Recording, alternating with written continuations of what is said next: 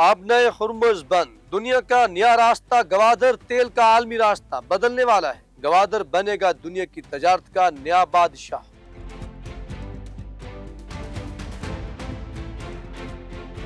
ناظرین، اگر دنیا کے نقشے کو غور سے دیکھا جائے تو خلیج فارس میں ایک نہایت اہم سمندری راستہ موجود ہے جسے آبنائے ہرمز کہا جاتا ہے۔ بظاہر یہ ایک تنگ سمندری گزرگاہ ہے، لیکن حقیقت میں یہ پوری دنیا کی معیشت کی شاہ رگ سمجھی جاتی ہے، کیونکہ دنیا کی سمندری راستوں سے گزرنے والی تقریباً 20 سے 30% تیل اور بڑی مقدار میں قدرتی گیس اسی راستے سے دنیا کے مختلف ممالک تک پہنچتی ہے۔ خلیج فارس کے ایک طرف ایران جبکہ دوسری طرف متحدہ عرب امارات اور عمان واقع ہے، اور ان کے درمیان یہی تنگ راستہ موجود ہے۔ اس کی چوڑائی تقریباً 33 کلومیٹر ہے، لیکن جہازوں کے محفوظ گزرنے کا اصل راستہ اس سے بھی کہیں کم ہے۔ روزانہ تقریباً 2 کروڑ سے زیادہ بیرل تیل اسی راستے سے دنیا کی منڈیوں تک پہنچتا ہے۔ سعودی عرب، عراق، کویت، ایران اور متحدہ عرب امارات جیسے ممالک اپنا زیادہ تر تیل اسی راستے کے ذریعے برآمد بھی کرتے ہیں، جبکہ قطر اپنی بڑی مقدار میں قدرتی گیس بھی یہی سے دنیا کو فراہم کرتا ہے۔ دوسری طرف چین، جاپان، جنوبی کوریا اور بھارت جیسے بڑے صنعتی ممالک اپنی توانائی کی ضروریات کے لیے اسی راستے سے آنے والے تیل پر بہت زیادہ انحصار کرتے ہیں۔ اب ذرا تصور کریں کہ اگر کسی بڑی جنگ یا شدید کشیدگی کی وجہ سے آبنائے ہرمز بند ہو جائے تو کیا ہوگا؟ اگر اس تنگ سمندری راستے میں بارودی سرنگیں بچھا دی جائیں یا کسی طاقت کی طرف سے اسے بلاک کر دیا جائے تو تیل بردار جہاز نہ اندر جا سکیں گے اور نہ باہر آ سکیں گے۔ ایسی صورتحال میں دنیا کی معیشت کو شدید دھچکا لگ سکتا ہے، کیونکہ تیل کی سپلائی رکنے سے عالمی منڈی میں قیمتیں تیزی سے بڑھ جائیں گی، فیکٹریاں متاثر ہوں گی، سپلائی چین رک جائے گی اور بہت سے ممالک کو توانائی کے بحران کا سامنا کرنا پڑ سکتا ہے۔ پاکستان جیسے ممالک بھی پیٹرول اور ڈیزل کی قیمتیں بہت زیادہ بڑھ سکتی ہیں، جس سے عام آدمی کی زندگی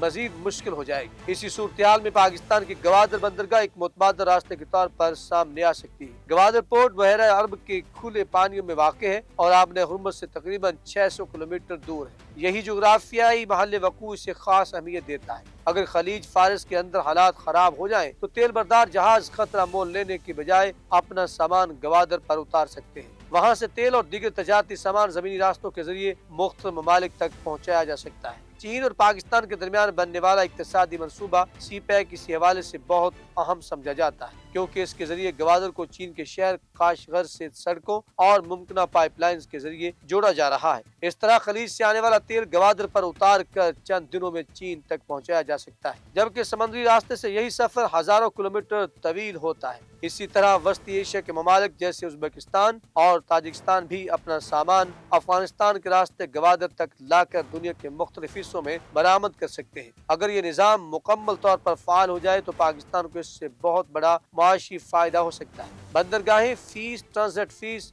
تیل کی ترسیل اور دیگر تجارتی سرگرمیوں سے پاکستان کو ہر سال اربوں ڈالر کی آمدنی حاصل ہو سکتی ہے۔ اس کے علاوہ اگر گوادر میں آئل ریفائنریز قائم ہو جائیں تو پاکستان خام تیل درآمد کر کے اسے صاف کر کے دوبارہ برآمد بھی کر سکتا ہے، جس سے زیر مبادلہ کی بڑی بچت ہوگی۔ گوادر کی ترقی سے مقامی آبادی کو بھی بہت فائدہ پہنچ سکتا ہے۔ بندرگاہ پر سرگرمیاں بڑھنے سے ٹرانسپورٹ، گوداموں، کاروبار اور صنعتوں کے نئے مواقع پیدا ہوں گے، ہزاروں لوگوں کو روزگار مل سکتا ہے اور علاقے میں ترقی کی نئی راہیں بھی کھل سکتی ہیں۔ جدید سڑکیں، بندرگاہیں، سہولیات، تیز رفتار انٹرنیٹ آنے سے نوجوانوں کے لیے روزگار اور کاروبار فری لانسنگ کے مواقع بھی بڑھ سکتے ہیں۔ خلاصہ یہ ہے کہ اگر آبنائے ہرمز کی بندش دنیا کے لیے ایک بڑا معاشی بحران بن سکتی ہے، لیکن ایسے حالات میں گوادر بندرگاہ ایک اہم متبادل راستہ بن کر سامنے آ سکتی ہے۔ پاکستان کا جغرافیہ اسی ایک خاص اہمیت دیتا ہے، اور اگر اس موقع کو درست منصوبہ بندی کے ساتھ استعمال کیا جائے تو گوادر نہ صرف پاکستان بلکہ پورے خطے کی تجارت کے لیے ایک مرکزی دروازہ بن سکتا ہے اور آنے والے وقت میں پاکستان کی معیشت کو مضبوط بنانے میں